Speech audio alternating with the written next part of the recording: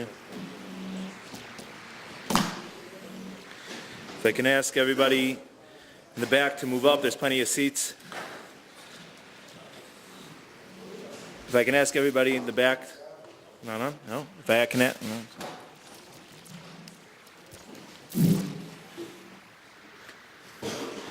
People might be coming late, so if you're here already, you can move up to the front. I don't know.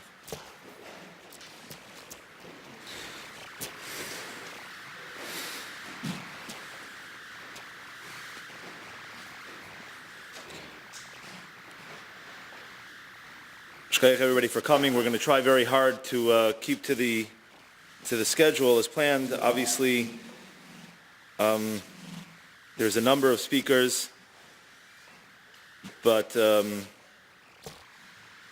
Moshe Dovid, Zecharna Livracha, that the Levaya, everybody was there, it was very quick for reasons to get to Eretz Yisrael. I think that tonight by the Shloshim, it's a covet for all of us to get together. Here's some Divrei Chizuk, here's some Divrei Osiris, and it should be a chus for him. We'll first hear from Rabbi Uri Kaufman. Moshe David's brother-in-law is the Rav of Agudah of Toronto, followed by Chia.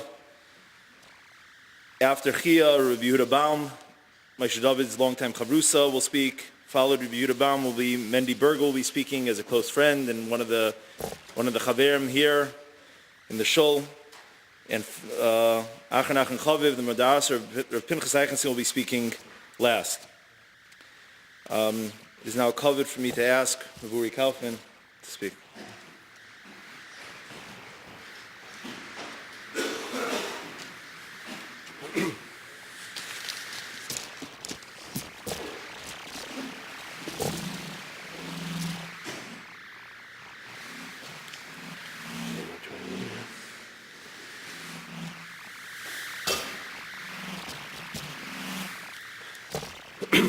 Chacham Mikaladim said, Pasuk in Mishnah, Adam Aryeh Lev Hashem Ad Eloshoim. Man has the ability to think thoughts, to organize his emotions and his hergeshim, but the Man Eloshim, the ability to speak and to express them correctly and positively and share the truth of their heartfelt feelings is Me Hashem. In the short time that we have, as we know, there's an evening of speakers.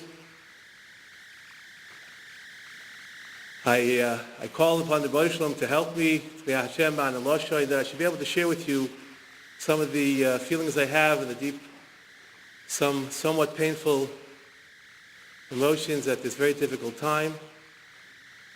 And in a sense, it should be also in a serious, in a way that we should come away with the chizuk, as I know Moshe David would have wanted. 35 years ago, I entered the Aryeh family. Besides gaining a wife, I also gained a second younger brother. Moshe David was approximately 17 years old at the time we got married.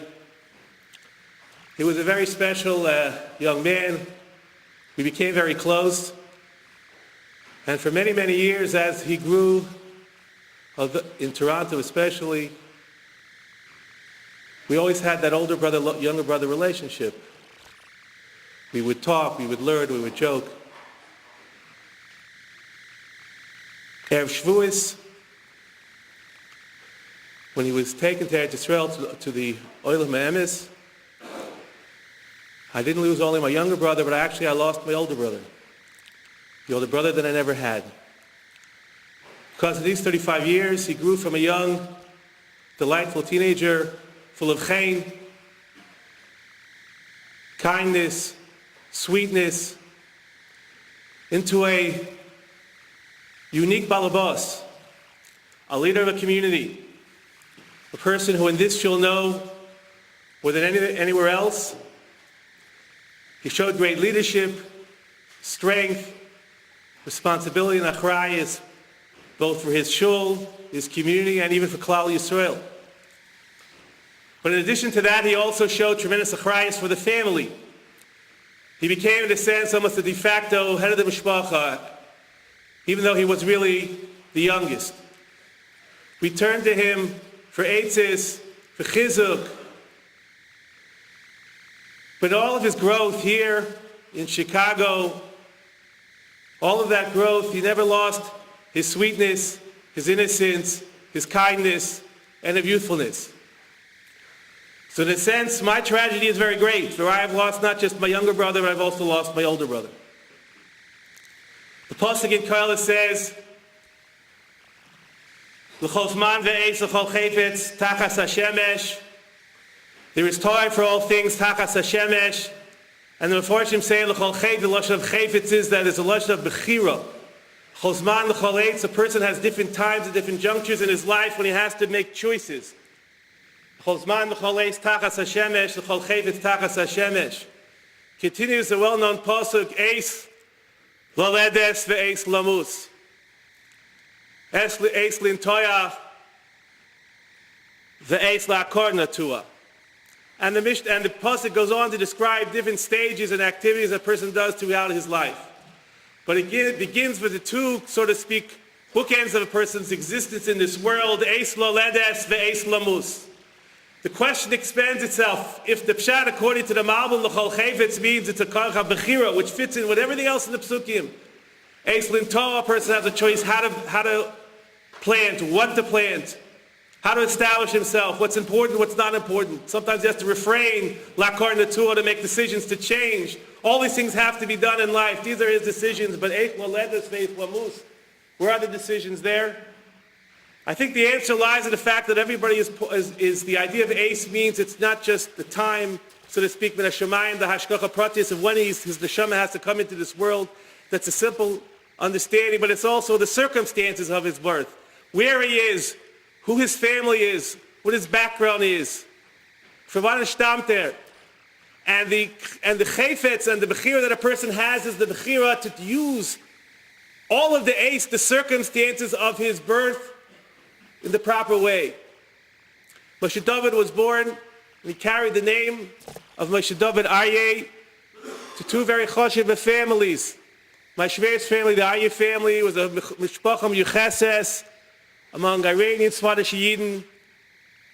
In Iran, they were literally from the leaders of the community, Fedoiris, Tzadikim, Chachomim. And as I'm sure all of us here remember from the Achanas Sefer Torah, Mitzad Ha'eim, from my Shviger, Zolzan gebenched.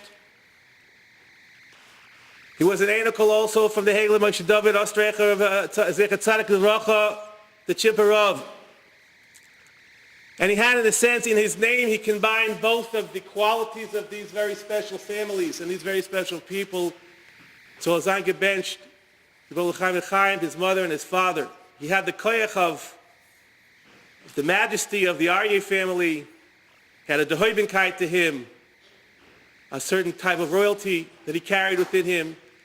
And also he had within him the kedusha, the bakoshas ha-ruchnius, the special chen that came, that was Yerusha in the Ostreicher family. He carried the name of the Heilige Chimperov. And both consciously and probably even more subconsciously, he wore these two names, and he took that as an achrayis. So his ace leda, his ace laledes, was an ace where he understood that coming into these families, having such a name and named after the Chimperov, meant the sense of achrayis in him. And therefore he grew. And maybe even more subconsciously than even consciously, he understood he had things to do in his life. And as fun-loving as he was when he was 17, when I got married, and as fun-loving as he was up until very recently, until his last months or years with his illness, but he understood he had an achrayas, he had to become, he had to do, and he had to have and make an effect, an impact in this world. He was zeicha to be brought to Kriyas Yisrael in Erev Shavuos, Erev Shabbos, Erev Shavuos, which you know is a siman of a tzaddik. You go directly, Simon Milsahi, that he goes directly to Leilam Haba. He was zeicha to become a very important person in his unfortunately too short life.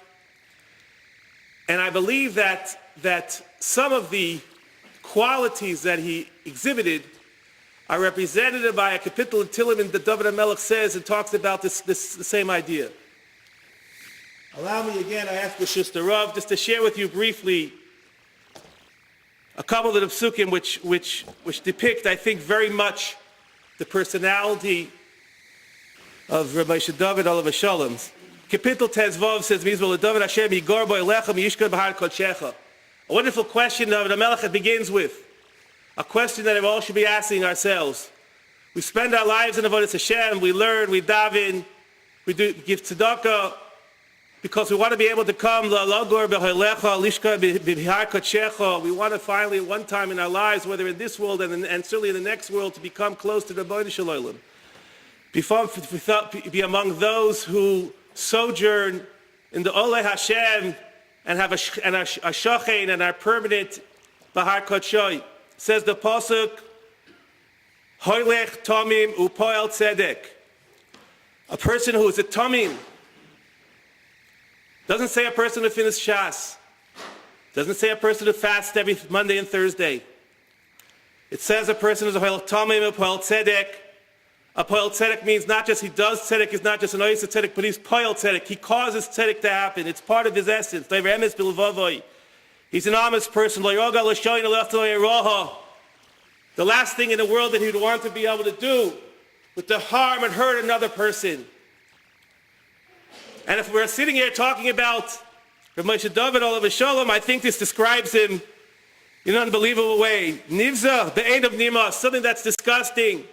Irrespective of how much shine it might have, and the Rav Hirsch says, the glitter of Olam Haza, if it's Nivza, is Nimas Be'enov. It doesn't attract him. As Yireh Hashem Yechabed, he honors those, the Yireh Hashem. Rav Moshe Dovid was a Mechabed Talmidei Chachomim, almost without an equal. To him, a Yireh Hashem, a Chavrusa, a Rebbe, a Rav, a Dayan. There was nothing greater. Yireh Hashem Yechabed, Nishba L'Harav Lo Yamir, if he gave his word, Lo Yamir. Kaspoi Noshal Nonasan B'Neshach, V'Sheichel Anoki Lo Lokach, Kaspoi Nonasan Lo he was honest as a businessman. His dealings were straight. He wasn't in any way trying to outsmart anybody. He went B'Tzmimus, he was a Hoylech Tomim as a businessman, through all of his success, through all his accomplishments in his business world as a very successful businessman, as a nice and tzedakah, as a member of the community, as a father, as a husband, as a brother-in-law, he was a Hoylech Tomim. And therefore, I believe that's why he was able to acquire and gain to such a special place in Shemayim. And I believe that's why he grew to be such a special person.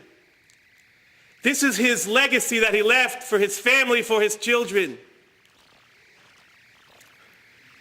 And I think, if you allow me to say one thing, I think it's important to make note, all of us, and I say this in the name of all the family, that if there's one person who had the most important hashpah on him that allowed him to become the person he was, it's his Eshes Chayil, who stood with him.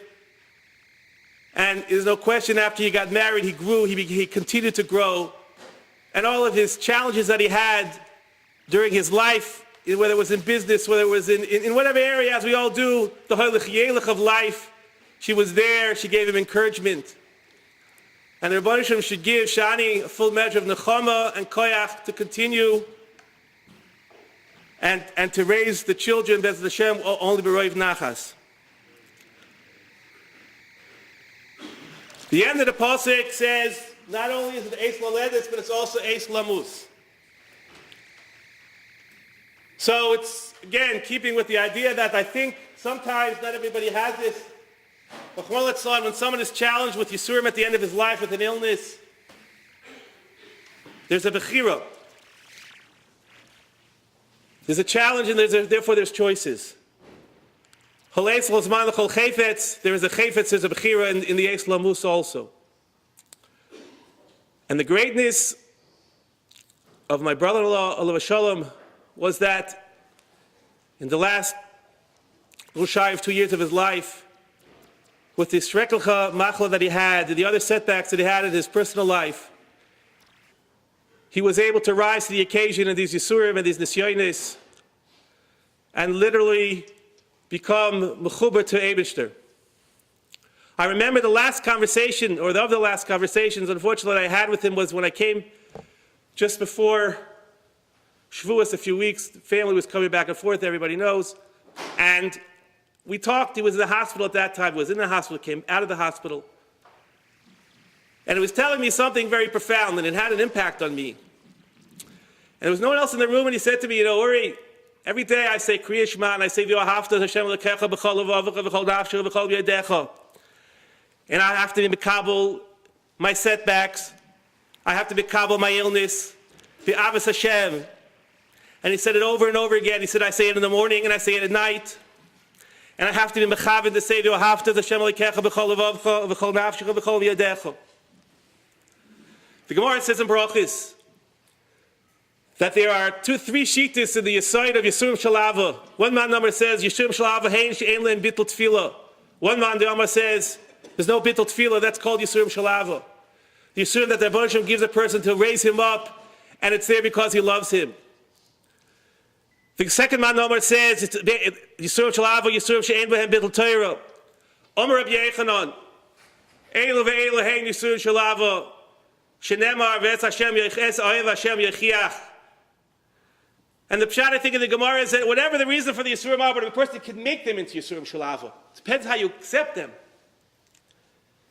And he accepted them as Yisurim Shalava. And he became cleansed. And I think this Kehillah both should be commended for your support, but also understood this because the people that came to him on Shabbos. The last kuf of his life, he became niskadish, he became different, he became holy. We knew that his neshama became pure and pure. And as my son told me, that when he was brought to the Kvur on Erev Shavuos, he said he believes that this Shavuos night he's going to learn the Chavrusa with the Chimperov. That's where he was sitting in his Mishpat Shavuos night. When I was looking for sort of a direction and what sefer I should sort of talk about it, I'll end with this. I decided to go to the shelf and I pulled out a Sefer Eiv. But as I was holding the Sefer Eiv in my hand, I said, no, it's not Eiv. That's not the right Sefer here. That's not the Sefer from Moshe Dovid. Eiv is a Sefer that has a lot of questions. He didn't have any questions. There were no shilas. The Sefer that has to be brought here tonight is Shir Hashirim. That's where you find the inspiration to talk about Moshe Dovid. The Pasuk says in Shir Hashirim, Doidi liv ani loy haroya b'shoshanim, says the Medrash haroya b'shoshanim ena kadosh baruch hu moichiach elamish rach k'shoshana. Those who were soft, those who were close, those who were special, those are the ones who will get the Yisurim. And the Pasuk continues on Mishkavi baleilus bikashti et shova nafshi bikashti v'leimetzasiv. Sometimes at nighttime, when it's dark, Baleilos, and the Chazal Darshan and Rashi brings a different Midrashim. It's talking about Golus, it's talking about the Nebuchadnezzar and Sancherev. But the Pshuta Shel Mikra is Baleilos is the Pshat a person finds himself in a situation of nighttime, difficulty and challenge. And sometimes he's looking for the answers. Sometimes people give up. It's difficult. And maybe there's a certain sense of Yush. Says the Pasuk, but there are those who understand this is a challenge. It's a call from the Eibusher to them. I'm chasing those who I love. He understood this. He understood those Yisurim, the difficult machla. He understood that it was his time. It was a time to go back to the Olam Emes, and he understood that this was a Sha'ava Nafshi. He was nifter 2 days before Shavuos. The sphere was Hoyt Shebemalchus. And he encapsulated that sphere, Hoyt Shebemalchus. He had the Midas HaMalchus, and he had the shine and the special, wonderful nature which drew everybody close to him. He should be a Melitz Yosher for his wonderful family, who he loves so deeply, for Shani, for the Swisas, for Machluf and his Rebbitzin, who are really like second parents to him. in a very, very real way. The closest they had to him was as close as any father to a son. He should be Hamelitz Yosher for his parents, who mourned him deeply. For his mother, the Schwieger soll sein gebencht und gesund. Loichem und Shonim. Was literally nafsha kshur b'nafshay. The love that they had for each other was something that no one had ever seen. She was there when she gave birth to him and he took his first breath. And she was there, Shas P'tirov said, when he took his last breath. Should give her also a very, very strong midah of nechama to be able to carry this difficulty. Also, I want to make mention, very, very special sibling, and all of our siblings have a tremendous akar zatay for his sister Hadassah Weiss, who came and spent so many months with him, nursing him and taking care of him. She should also have a full measure of nechama. The children should have a full measure of nechama, who we love so deeply. Chia, Shalom, Yehudit, and all their spouses, Mickey and Dini. He should be a Melitz Yosher for all of us, for this wonderful community, to the Rav, who was so kind, so supportive. And we should come together for Simchas, and we should zeicha to see Be'ez Hashem, Karev, Mach Hashem Dima Me'al Kaponim, Amen, Amen.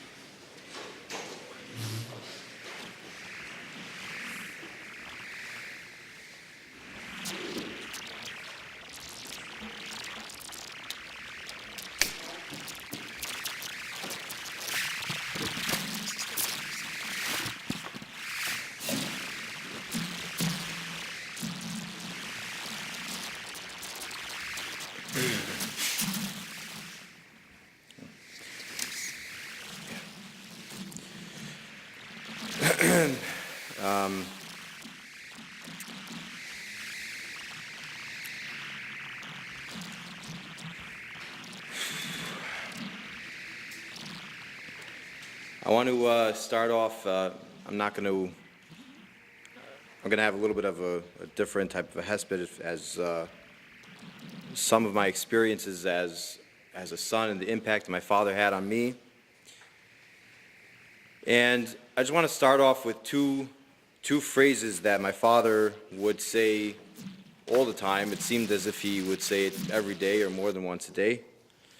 And then another phrase which he would say often, but not as often. So the first one he would always say is, Tov Shem Mishem and Tov. Good name is better than good oil. The second phrase he would say was, remember these 4 words, be honest with yourself. Those 4 words he would always tell us. And the third phrase, which he would say not as frequently, but still frequent enough, was Al tiftechu beven adam Al tiftechu ben divim ven adam she'en lo teshua. That only HaKadosh Baruch Hu is in charge of this world, and everything that we do, really, we have to do our shtadlus, but at the end of the day, HaKadosh Baruch Hu runs the world. And this is how my father led his life in general, and by these 3 phrases.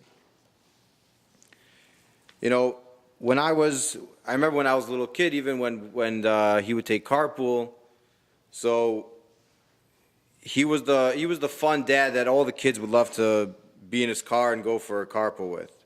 He would joke around with them, he would make them feel comfortable when we were little kids in elementary school. And some kids even wanted to sit in the front seat because they wanted to be with him. And I remember when kids actually came before me, like when my father picked us up from school and they would get into the front seat. And I thought it was a little odd, but it was fine. And this was really his nature in general as a person when he was older and he was more successful in business.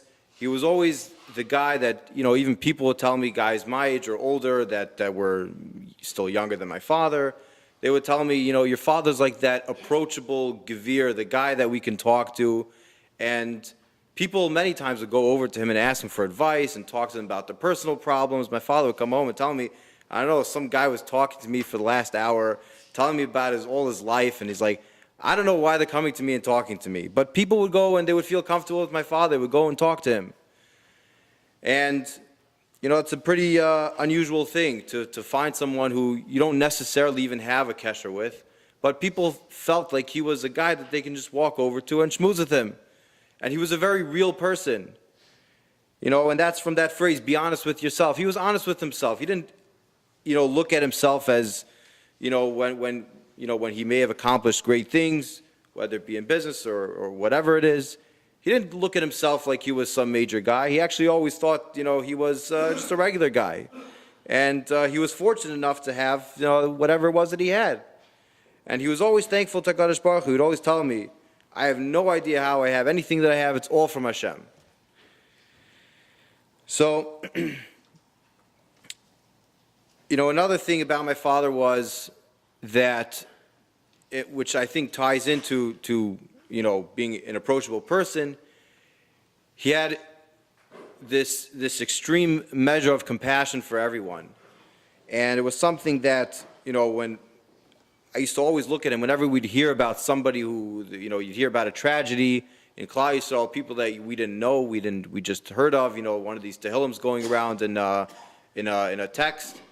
And my father would always, it was like as if his world just shattered when he heard that news. And I was always jealous of that level of compassion that he had for people, because for me, I felt bad, but I didn't know them. And for him, it was like it broke him. So, and most certainly with people that he did know and people that would come to him, he would always, Mishloachim would come to him and he would listen to their problems. They would talk to him. Another point is he would always tell me, he says, when someone comes to your house, Mishloach or a Rosh Hashiva or anybody comes to your house, you need to sit them down, give them a drink, make them feel like they're part of you. Make them feel comfortable when they come to your house. Because otherwise, it's a very cold and uncomfortable thing for the person that's coming to you. And another thing he told me was, a few weeks before he passed away, he said, there's one thing I want you to remember. He says, if you paid attention, I've never sit at my seat at the head of the table. I always sit on the side of the table across from whoever it is that's coming to me. Because you should never make them feel degraded that they are beneath you. And this was something that it meant a lot to him. When my father was sick, we had a lot of rebbes that they used to come to the house. I don't remember who they all were, but I do remember that they were rebbes and they came with the shamash. And one of them, we had Reb Galei come on a Shabbos, and my father was in his recliner in the library, and he was trying to stand up, and he was really too weak to stand up. But he was trying to stand up, and Reb Galei kept saying, no, sit down, sit down. Finally, when Reb Galei finally stood up, and then Reb Galei sat down, so then my father sat down. He had this thing, Kavod HaTorah, you have to get up for the gadol that's coming to you. And then there was another a Rebbe who, this one I forget his name, but it was during the week, and as he was leaving the house, it was cold outside, I went with my father, he walked this Rebbe out to his car. And this Rebbe kept trying to leave my father in the house and said, don't come outside, don't come outside. This was the last, I would say probably the last, less than the last 2 months of his life. And he was very weak. But nevertheless, he was yelling this. He's like, no, Kavod HaTorah, I have to teach my son Kavod HaTorah. He said, if I don't walk out and I don't show him true Kavod HaTorah, how's he going to learn? That was really the essence of his life, was Torah and Chesed.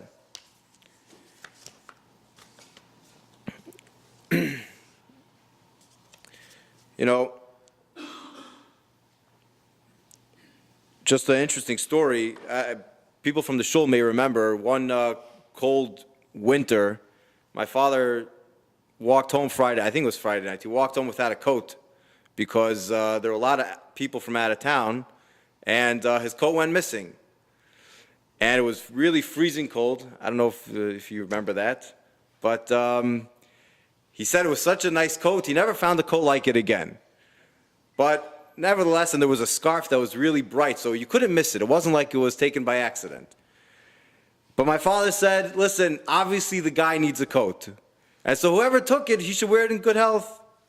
And that's how it was. He walked home. I was a little kid, so he certainly couldn't fit into my coat. And he walked home without a coat Friday night, and it was probably around 0 degrees. But of course, my father's compassion for other people, for Klal Yisrael, was one thing. But his compassion for his family, for my mother, for us children, and even for my father's parents and siblings and nieces and nephews, was also very unique. My father's, he never really cared so much to spend on himself. The only thing he wanted to spend on was my mother and us children. That's what he cared most about. That brought him the most pleasure, brought him the most nachas. My mother so many times would tell him, no, don't buy anything, don't buy this, don't buy that. My father would have no choice. He would have to buy it because he wanted to buy it for her. And, my father and mother they had a special relationship. When we'd go to restaurants, my father would tell the waiter, I have to wait for my wife to order for me because, she would know what's best for him. And really that's how the relationship was always. When my father had his downtimes in business, my mother, she's the one that really kept him going and pushed him, both to go to shul, to learn, and to move forward. And you did it once, you'll do it again. That was her attitude. And that really gave my father a lot of strength. And most certainly at the end of his life, the way my mother devoted herself to my father, you saw the true love that really we should all strive for to have with our spouses. Complete selflessness that each one of them had for each other throughout their lives. I was fortunate enough to work with my father for a period of time, and it was obviously difficult at that time in the business, but looking back, most certainly now, I would never trade it for anything else. We had a lot of enjoyable moments when we worked together. He'd always go out for a smoke and say, Chia, come to my office. And it was really just outside, away from everybody else, to schmooze about anything else other than business or business. It was just to talk to me. That was the relationship we had. I come to the house all the time. We just schmooze for hours. My father also, he would call my Rebbeim in yeshiva by Reb Nosson Stein every single Friday without fail. Every single Friday he would call my Rosh Yeshiva, my Rebbe, to know how I'm doing, because that was the only thing he cared about. He cared about what our Frumkeit was like, how we were doing in yeshiva, and that we were happy. And it wasn't just with me, it was with all my siblings. The number one thing for him was that we were taken care of, that we were happy, and we were growing in our ruchnius.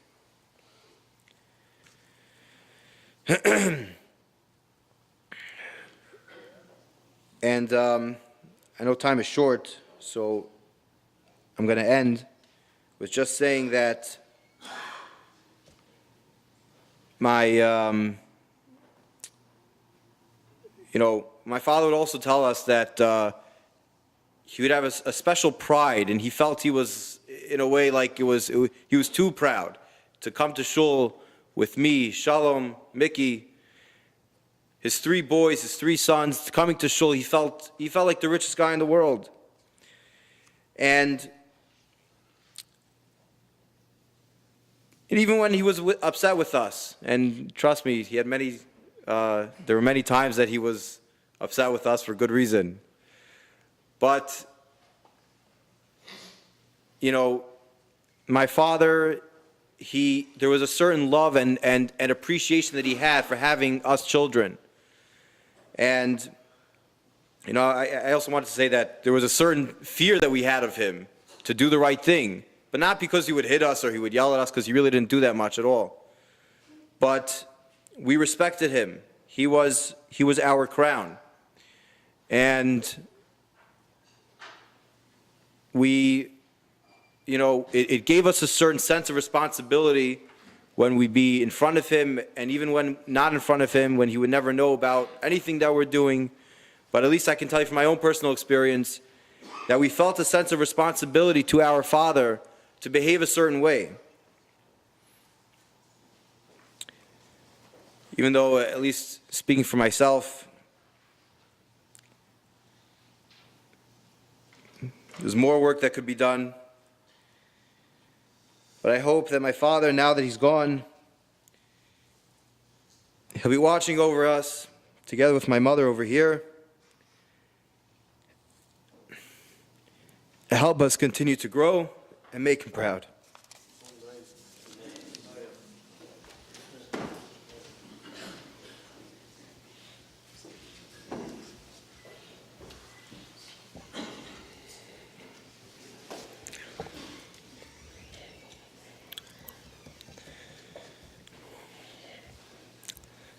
I have a hard time speaking even though we're 4 weeks later.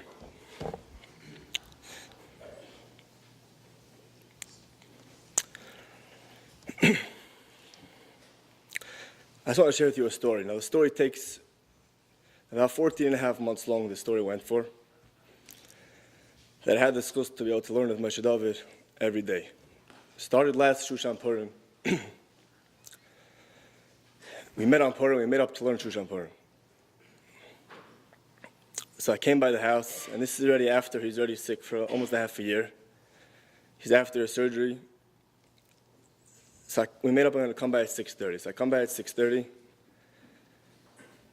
and a man walks down in a robe, looks like he's, slunched over, beaten. Not going to scare me off so fast like that. So I said, okay, let's start learning. So I took out a Mishnah Berurah because Pesach, and we started to learn. Learned 20 minutes. I said, I'll see you tomorrow. The next day I come, and he's dressed, and he's sitting by the head of the table. And he says, I've been waiting for you the whole day.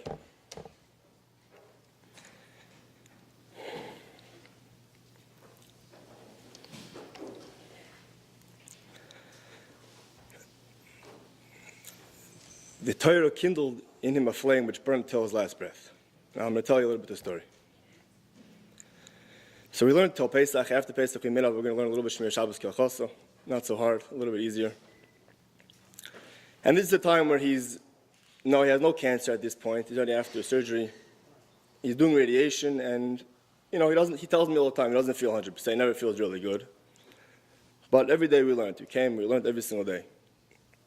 And there was never an excuse, and he wasn't lacking excuses at that point, whether it's health reasons or parnasa reasons that we were struggling with. He had plenty of excuses, but we never used them. We learned every single day, without fail. And we had many conversations. He used to always talk about his situation, his monetary situation, his health situation, how the Rebbeinu Shalom sort of took everything and put it on his head at once. And he was grappling to make sense of it, how he could come close to the Rebbeinu Shalom through it all. And we talked many, many times, and he would talk good things, bad things, good people, bad people, why bad things happen to good people, these types of conversations. And there were some days I'd walk into the house, and you could tell something went wrong, and he was, why does this happen, why does that happen? And, to mess with my ability, or just, let him bounce it off me, and if he felt better afterwards, that was it. But we had many conversations about, and he was working on himself to make some sense out of it all. And this went on for a couple of months. We started to learn Hilchos Tshuva in the Rambam. Now, when a person's in his situation, so what's on his head, what's on his mind all the time was Din V'Cheshbon. He used to talk to me about Din V'Cheshbon all the time. Not just about Din V'Cheshbon of Hashanah Yom Kippur, but the ultimate Din V'Cheshbon that we did before the Rebbeinu Shalom. And we talked about it all the time. So we started learning Hilchos Tshuva. The Rambam talked about Hilchos Tshuva and Eilam Habo. So it became real. It was a real thing to him, and he lived it. And every single halacha that Rambam said, he used to tell over to his family, and it was real. And as much as he tried to have hope for the future, but he would tell me, he had in the back of his mind, the doctors told him that, he has up to 5 years, the doctors told him originally. So that was in the back of his mind. It lingered, some days are better than others. If he decided maybe he will make it, he won't make it. But we learned, and every day there was never an excuse. Day in, day out, we learned about a half an hour. Times changed, 6:30, 7:30, it didn't work out, 10:15. There was no such thing as missing. Rosh Hashanah Yom Kippur came. He told me he never prepared for Rosh Hashanah Yom Kippur this year like he ever prepared before. He had most of Ram Hilchos Tshuva he had learned, and he was working on himself to become close to the Rebbeinu Shem through all his stars. Now over Sukkot, he gets a reoccurrence. The cancer comes back. Now at this point, it throws him into a depression, obviously. And at that point, he was at a high. He was, hoping he could get better, he could enjoy a couple more years, whatever the Rebbeinu Shem would give him. And then he got the reoccurrence, and then the cancer came back. So at this point, now, a person has to make a decision. He could either throw in the towel, I came back and that's all could I do. And he was bordering on that for a while. He wanted just to give up and that's it. But he didn't tell me, not one time, not to come and learn. Now, there were days that I came and he was so out of it and so depressed, he come out, didn't even look at me. I mean, I came, we learned, we sat down, we learned. He didn't have what to say, there's no conversation, there was nothing to say. And the first person he could have told not to come bother him to learn would have been me. But it never happened. I would come, we would learn, we would sit down and we would learn the halacha, we would learn the Rambam. The day before the second surgery, that's when we finished Ram Hilchos Tshuva. The day after he comes back from the surgery, he tells me, I want to start learning Gemara. So I wasn't so excited about the idea. He wasn't exactly in the best situation health-wise or anything else. And in the Gemara, you have to keep cheshbon with Shakvatari, the Gemara. It didn't make too much sense. I thought, why don't we try something easier? No, he wants to start learning Gemara.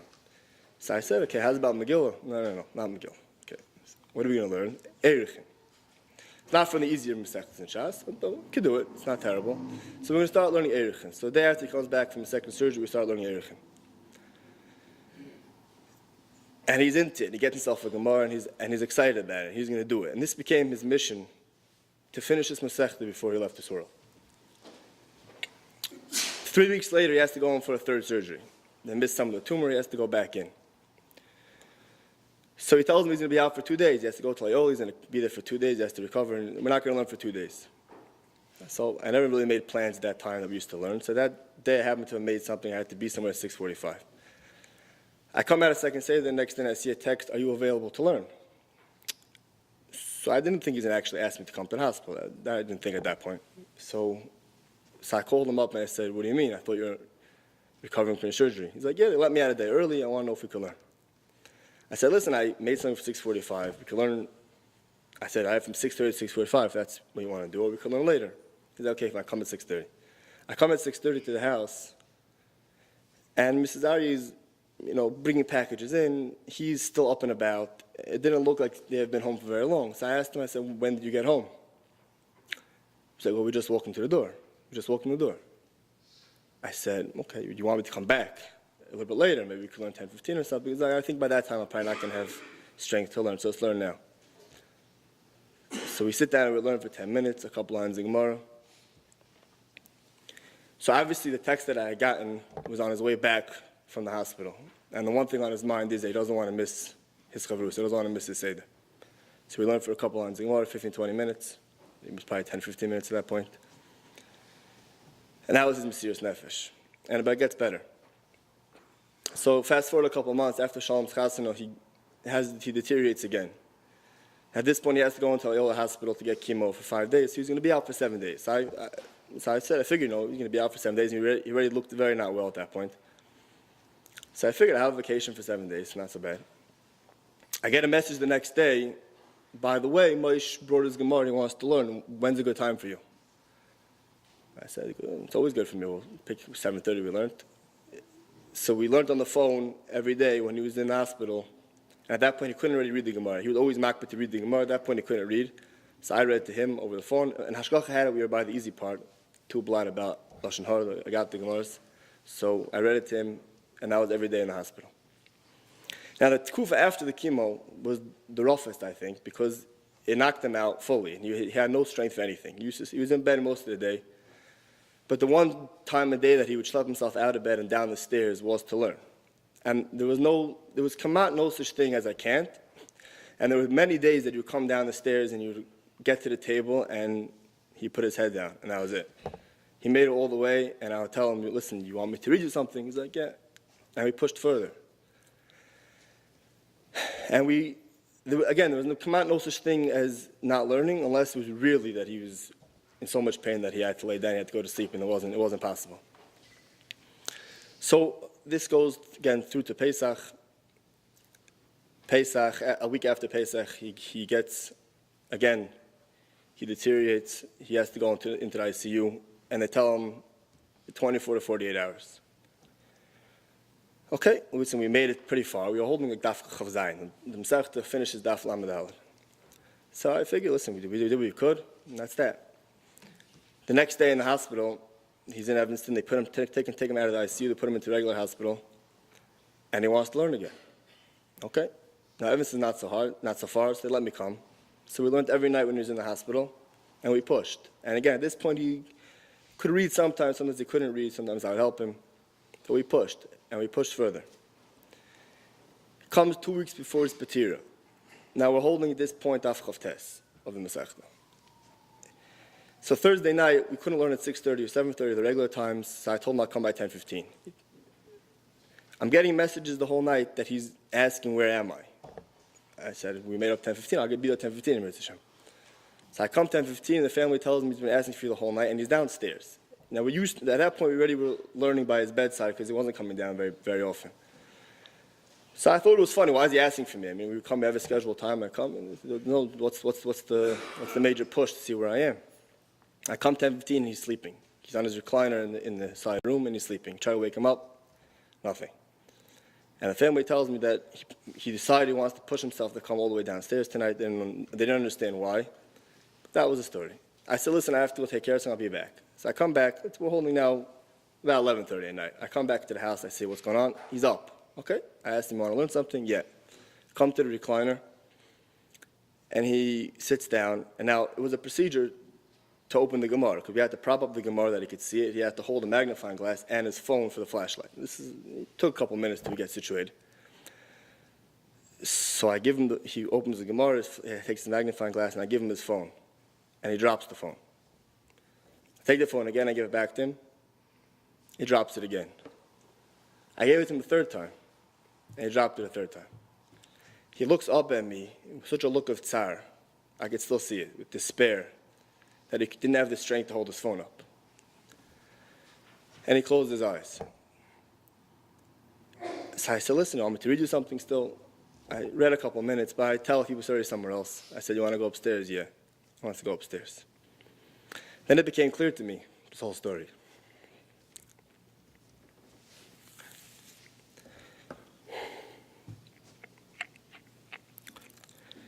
The next day, coming out of bed, he had an accident that he fell. And then Shabbos, his breathing got worse, and he never left his bed after that, at Shabbos. That was the last time he was able to be Moshe Nefesh to come downstairs to learn and to look into a Gemara. And that was the last time. It didn't happen again. So Shabbos afternoon, doctors telling us it doesn't seem like he's going to make it another day the way he's breathing and everything else. So I come by, I figure I'll read him the last 4.5 blocks, because at this point, what do we have to lose? I come by, I just read it to him. I figure that's it. Sunday afternoon, I come by and I tell him, I didn't have the guts to come say goodbye, but I decided I'd come by in the afternoon. And again, he's too weak to talk or to write. He can't communicate at all. I figure that's it. What are you going to do? I get a message later that night that Moshe wants to learn. Could you please come over? Now, it didn't make any sense. I was there earlier. There's no way that he was able to communicate that he wants to learn. So when I came into the house, I asked his wife, I said, how do you know he wants to learn? I said, he can't talk and he can't write. That I know. I was here earlier, a couple hours ago. She's like, yeah, I know, but he doesn't like this to me. So I figured that's what he wants to do. So I tell him, I said, what's the story? So he goes, let's go, let's learn. Now, at this point, he can't look at the Gemara or anything, so I'm reading him the Gemara. We learned Sunday night, Monday night, Tuesday night. we moved a little bit quicker. Wednesday night, we have a block and a half left. I tell him, listen, Moshe, we're going to do this right now. So we decide we're going to do it. About an hour and a half, 2 hours later, we get to the end. I tell him we finished. And he lights up. He did it. He never thought he'd do it. I for sure never thought it would happen. He got to the end. I tell him we'll make a scene tomorrow night. We make a scene by his bedside the next night, Thursday night. Now that's pretty much it. Tuesday night, I get a message he wants to learn again. Not so responsive. I come by, I read him an element of Gemara, a different Masechta. Thursday morning, we get a message that we need a minyan. I come into his room 5 minutes before his nifter. Now, I'm looking at his face, and what I see, he had his eyes wide open, the only eye that was able to work at that point. His eyes wide open, he's looking down. And maybe I made it up, maybe not. But it looked to me like on his face was a feeling of simcha. It looked to me like he had a smirk almost, even though he wasn't able to smile at that point. The tumor had filled up his whole mouth. But he looked to me like he was with simcha. And he's ready to go. He had accomplished what he needed to accomplish and he's ready to go. And that's what he did a couple minutes later. Amongst the minyan of B'nai Torah, saying Shema, Baruch Shem, Hashem Hu Elokim, the Maim of Kiddush Hashem. 10 minutes later, I find myself by his bedside again. Now, I don't see any more of my chavrus. All I see now is a white sheet. I'm not holding a Gemara, I'm bowling a tehillah.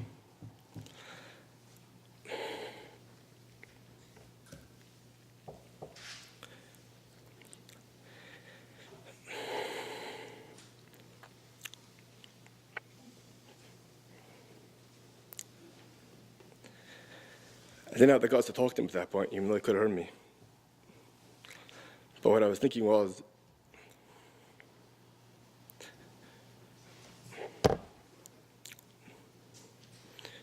he just told me a lesson that I won't forget.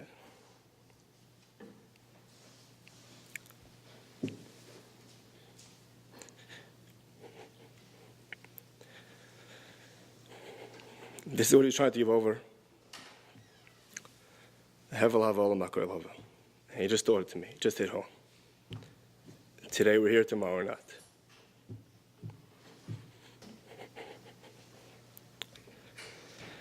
It's not something I'm going to forget so fast. And he's most definitely not something I'm going to forget so fast.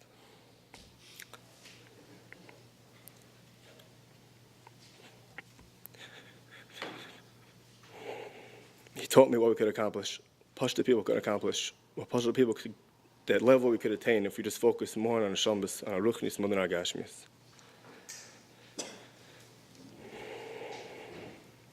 Bila amovis lanetzach, amocha shedim lakpon v'nei meromi.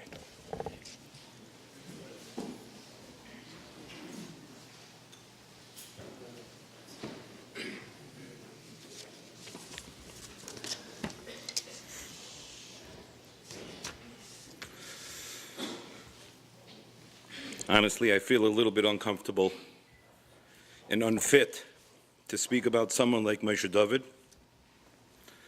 But I'll do my best to convey a few thoughts and experiences that I think many of us felt towards the end of Moshe Dovid's life. This week's Haftarah, the Navi goes through a story of Shmuel HaNavi. Before he anoints the king, Shaul HaMelech, he gave Mussar to Klal Yisrael. He told Klal Yisrael that in the past, when they had tzaras, they had problems, they cried out to Hashem Yisbarach. Then he saved them, and he sent Nevi'im, or leaders, to help them. Now Bnei Amin was coming, and we needed a melech. Rebbeinu Shalom wasn't enough. The pasuk says, "Lo ki melech im leichalenu, v'Hashem aleikeichem alkechem." It's the same Rebbeinu Shalom that is your melech. Moshe Dovid was someone who faced nisyonos, challenges that were unfathomable, pain and suffering that none of us should ever know. He taught us the lesson that there was nobody else to search for and nowhere else to turn to. Not only did he not waver in his amunah with Hashem, but he enveloped himself completely in that relationship. Every week we'd go over on Shabbos to sit with Moshe Dovid. The experience and the feelings are hard to describe. It began with wonderful intentions to go and sing and lift his spirits, lift the spirits of his family, to sit with each other as friends in this act of chesed. But something happened where this weekly visit became so much more. What we thought we were doing for someone else evolved completely. We were lifting ourselves up.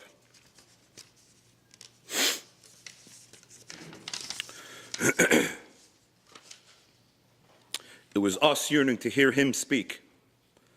It was us that wanted to be there for as long as Moshe Dovid's health would allow us to be there.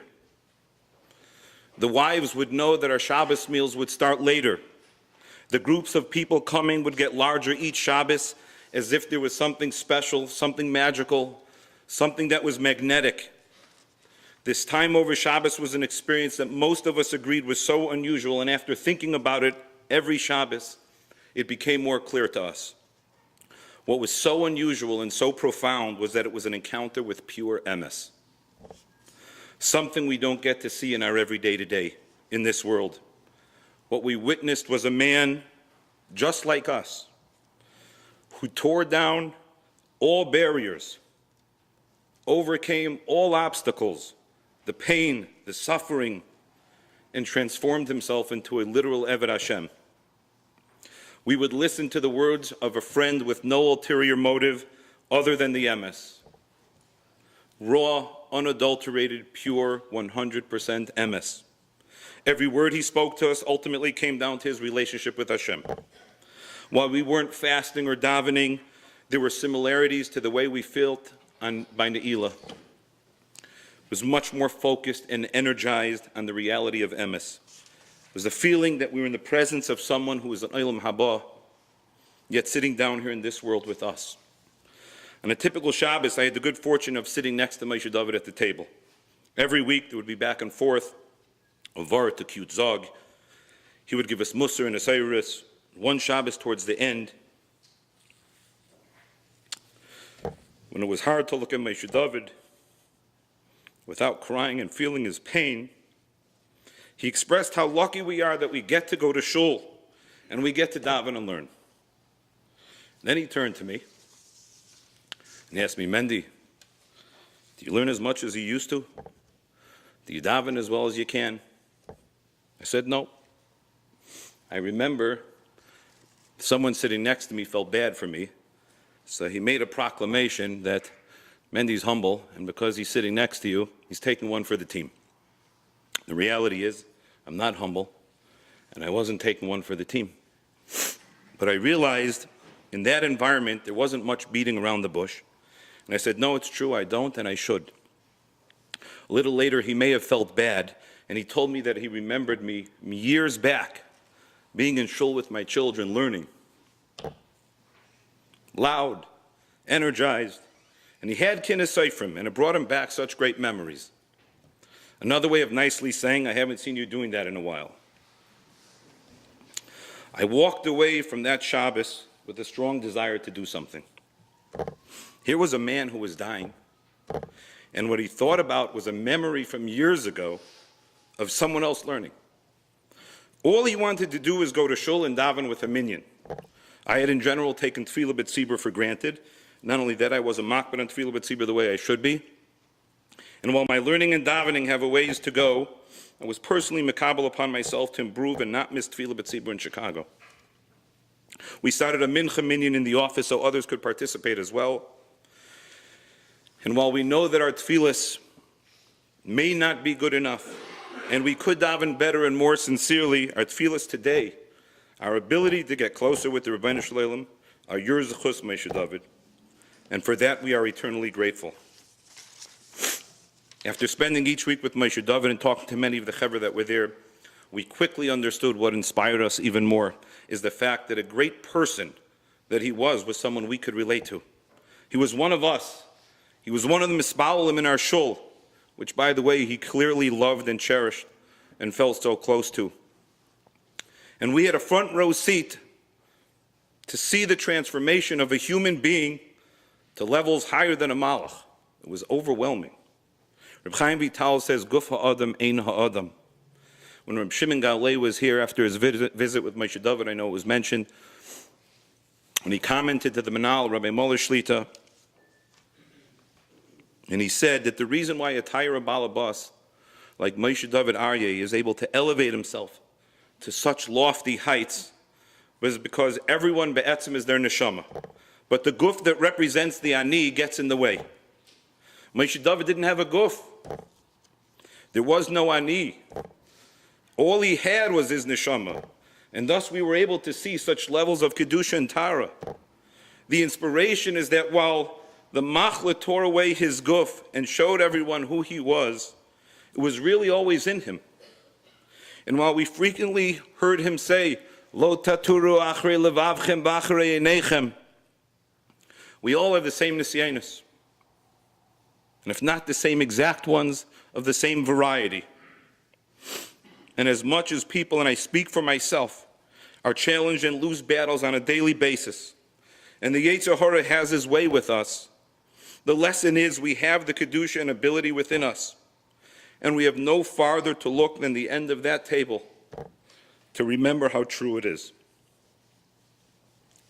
Every father and husband wants to be their family's hero, wants to be a true role model. Yet we struggle to accomplish that at times. We can't imagine the pain and the void felt by Mrs. Aryeh and the children, Moshe Dovid's parents, his in-laws, and family. There's nothing that can replace Moshe Dovid. But you should know every morning when you wake up that your father, Moshe Dovid, is a hero who overcame and ultimately beat the Yetzer Hara. He left lessons for his family that are going to last a generation, and he left lessons for his friends that will last a lifetime. Your father is and always will be a true role model for you and for all of us as well. Moshe Dovid may be a Melitz Yesher for your family, for our Mispalim and the city at large, and may you continue to inspire us to grow so we can all be Zeicha to see the Geula and Tchias HaMesim b'mher b'yameinu.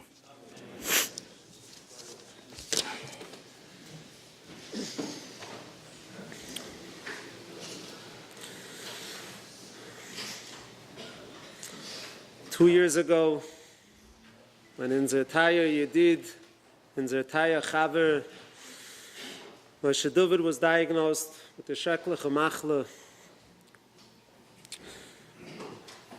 It was a big challenge for his devoted mishpucha, his devoted friends, our kehillah, our community, and the entire city.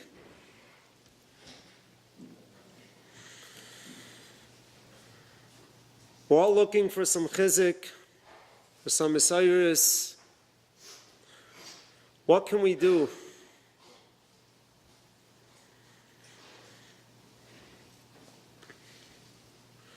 We heard so eloquently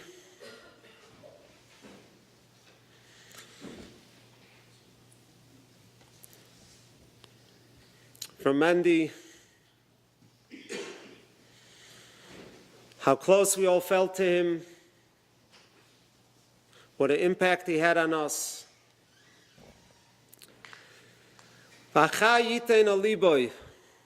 Pasuk in Kalos tells us, when someone dies, the living have to take to heart what happened.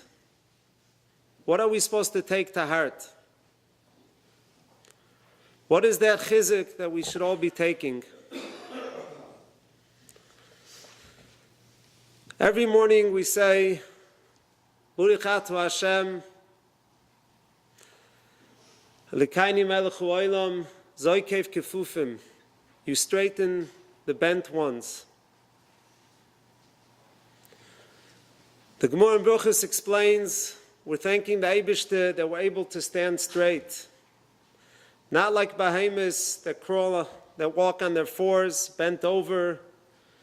A person stands upright in a more mechubadik way. But b'atzem there lays something a lot deeper in this brucha. And that is, in our head, is the neshama shebemoichi, that soul in our moyach. Then there's the heart lower down, and the kaved, the liver. The heart represents the earthly passions, the desires. The kaved, the rest of the ivarim of the guf that push us to do worldly things. When we say the brucha zoikik fififim, we're thanking the Eibishter for making the moyach, the neshama shebemoichi, on top, controlling our hearts, controlling our kuved. We're bal bechira, we're different than animals. By animals, the moyach, the leiv, the kuved is all on the same level. They work by instincts. They have very little control over themselves. When they have an instinct, nothing stops them. It's all the same level. A person is a lot better, a lot higher. He has the moyach on top, the neshama shebemoichi, telling him to make the right decisions, giving him guidance, giving him clarity.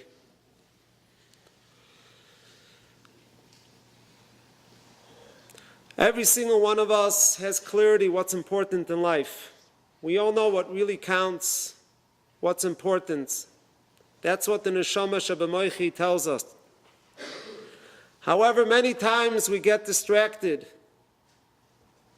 Our clarity gets blurred. We're not able to focus on what we really know is what's most important. What we saw the last few months by Moshe Dovid was, like we just heard, full-fledged clarity. What's the tachlis in life? What's really important? What are we supposed to accomplish? What counts? There was no distractions anymore. The neshama shebemoichi was giving clear guidance.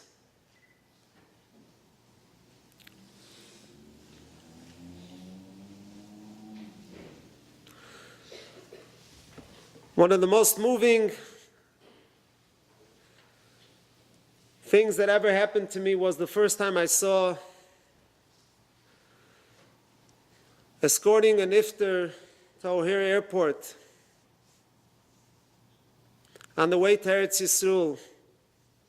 This happened many years ago. And after the niftar was taken out of the hearse, when the family was about to say goodbye, they took the niftar and weighed it on a cargo scale. And exactly how many pounds the niftar weighed, that's how much it cost to send the niftar to Eretz Yisrael. A most humbling and eye-opening experience was wert von a Mensch. He gets weighed according to the pound. And then escorting Moshe Dovid to DuPage Airport, after he had tremendous siyata d'shmaya, unbelievable siyata d'shmaya, chartering a plane, being able to make it to Eretz Yisrael to be buried Erev Shabbos, before 2 days of Shvius. Seeing for the first time, it was a chartered plane, it was a small airport. Seeing Moshe Dovid literally his guf going up to Shemayim, being able to see the plane take off.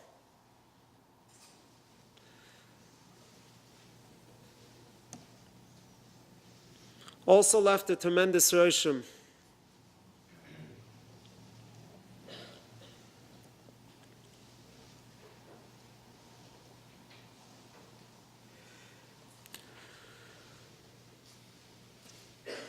In Gan Eden, every single person is zeicher to have clarity. Every single person knows what's really important, what counts. And we really, deep down, all know it in this world, oichet. But many times our vision is blurred. We get distracted. We get distracted from focusing on what's important, our mishpuchas, our children, our spouse, our kehillah, our friends.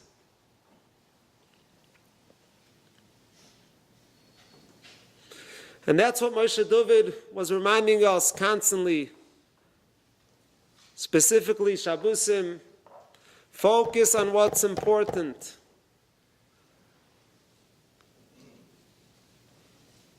Have clarity what really counts.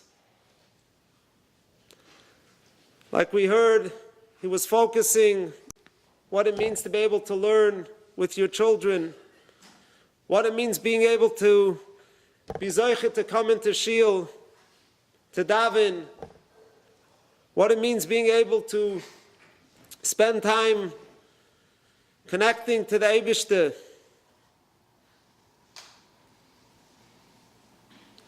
If we want to take a chizuk, a lasting chizuk, let's try to focus on what's important, what really counts.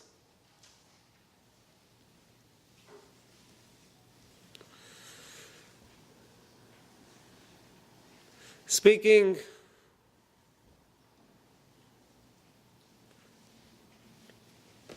to husbands, to wives, to children,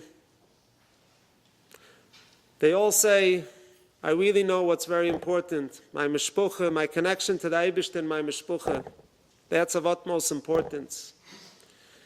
And they'll all say, that's really what counts. And usually what comes after it, unfortunately, are many times distracted. A spouse will say, we don't see each other a whole day, and finally when we see each other, my spouse is on the phone, looking at his phone. A child will say, I come home from school, my parent is busy also with other things on their phone.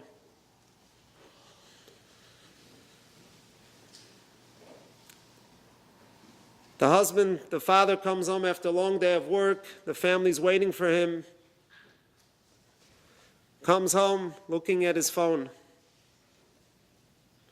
We're distracted by what's really important in life, our family, our mishpuchas.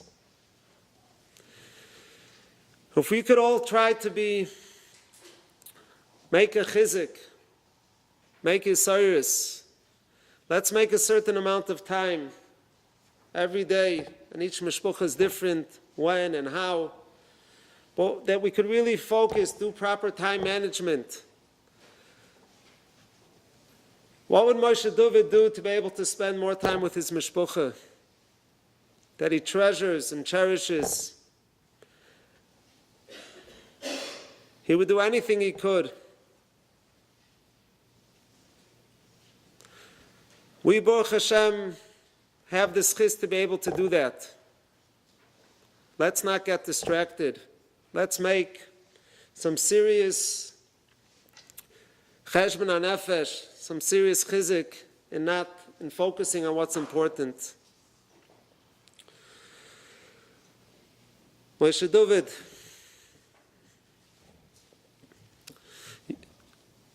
you were a close friend, not only to myself, but I could say to everyone in the Kehillah. We have so much Hakuras HaTov, what you did for us here in the Shiel, in so many different ways. We saw all the time, and I spent, I could say, unashir shuas of shuas discussing with you family matters, and I was able to see how you truly wanted your family to succeed in the best possible way. What a devoted husband, father, son you were, son-in-law. You cared so much about your Eishes Chayil, about your children, about your parents, your in-laws, your extended family.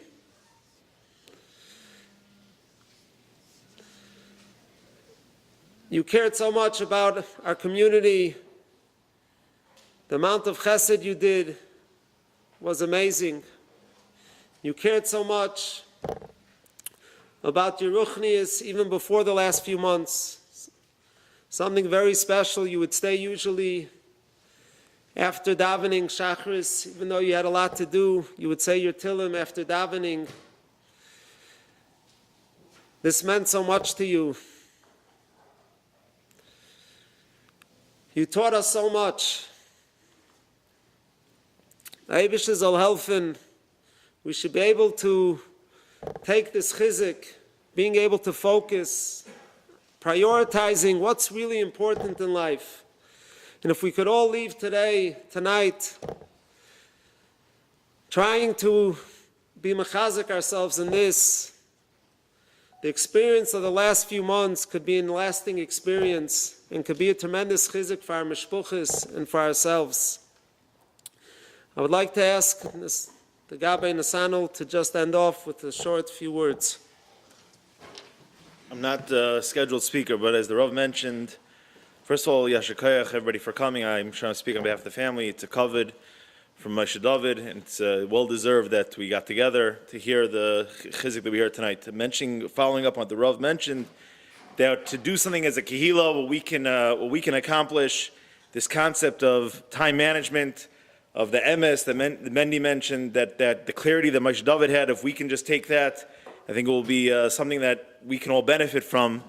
And the concept is that something that we can all do together, men, women, it's the same, we're all on the same playing field, to try to make a conscious effort to pick an hour a day to put down the phone, put down so you can focus on the wife, focus on the husband, focus on the kids, focus on the house, on your tefillah, Torah, whatever it is, all of the above. And the idea was to have sign-up sheets. We're going to see if we can do it together. And it's not so much, I don't want to say it's not for his neshama, for Moshe Dovid, it's for us. And he gets his chus if our shalom bayis, if our tefillah gets better, if our Torah gets better, if our relationship with our kids get better. That is ultimately a chus for him, a chus for us, and everybody wins. So there are sign-up sheets upstairs by the women. There's sign-up sheets here in the front. And if you want to get a text message once a day, reminder to put down your phone, you can sign your name up. I know it's a little counterproductive because you're getting it on your phone, but the point is that you will get a message to put it down. And hopefully that will remind you to turn it off, put it on airplane mode. I recently spent chasna on airplane mode, and it was the most enjoyable chasna ever. I recommend it to everybody. Yasher Koyach for coming. I think we'll make a minyan from Arv. I think there's plenty of people there who didn't daven Arv yet. If there is a minyan that would like to have, someone can come up and daven. Yasher Koyach.